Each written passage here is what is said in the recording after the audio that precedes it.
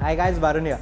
So after doing many innovative dishes and offbeat dishes, I thought that this week I'm gonna do a couple of classic dishes, not gonna mess around with them.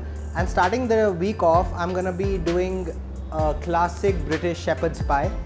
So this is basically a minced meat pie, but I'll be using chicken, and that's coated with creamy mashed potatoes, and then it's finished in the oven. So let's check out the recipe.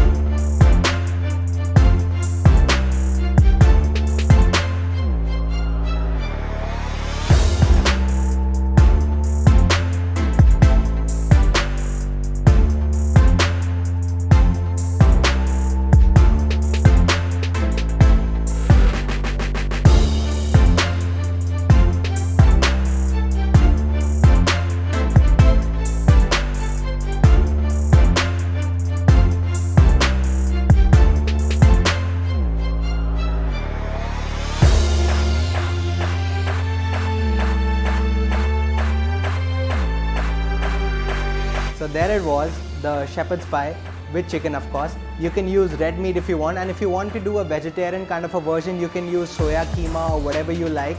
And do share the pictures with me and keep watching.